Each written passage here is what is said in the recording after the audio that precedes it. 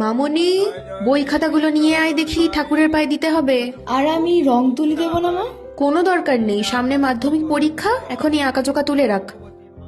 Sir জানেন আমি গানের কম্পিটিশনে ফার্স্ট প্রাইজ জিতেছি। ম্যাথসে কত নাম্বার পেয়েছো? হ্যাঁ স্যার 55। তো গান গেয়ে পেট চলবে? তোর মাকে বলতে হবে দেখছি এসব গান বাজনা ছাড়িয়ে দিতে। বাবা প্লিজ আমার নাচটা বন্ধ করো না, আমি নাচ ছেড়ে বাঁচতে পারবো না বাবা, প্লিজ। একদম চুপ। আমাদের বাড়ির মেয়েরা ধেই ধেই করে নেচে বেড়াবে, সেটা আমাকে মানতে হবে। খবরদার, এই ঘুঙুর যেন তোর পায়ে আর কোনোদিনও না দেখি। আচ্ছা বলো তো খোকা, তুমি বড় হয়ে কি হতে চাও? আমি বড় হয়ে লেখক হব জেঠু। লেখক? তা কি হবে, শেক্সপিয়ার না রবীন্দ্রনাথ?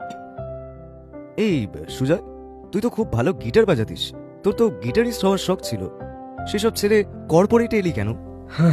কি বলি বল, বাবা অসুস্থ, সংসারের গোটা ভার আমার উপরে, সেখানে গিটার বাজিয়ে তো আর পেট চলবে না।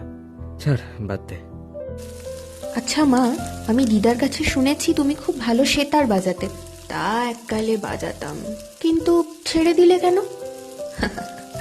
তুই বুঝবি না। এভাবেই রোজ এই শহরে কত মানুষ নিজের শিল্পী সত্তাকে জলাঞ্জলি দিয়ে চলেছে, কেউ সমাজের চাপে, কেউ পরিবারের চাপে, বা কেউ পরিস্থিতির চাপে। তারা কি সত্যিই ভালো আছে? বাগদেবী কি সত্যি পুষ্পাঞ্জলিতে সন্তুষ্ট হচ্ছেন? কে জানে। যাই, পুষ্পাঞ্জলিটা দিয়ে আসি।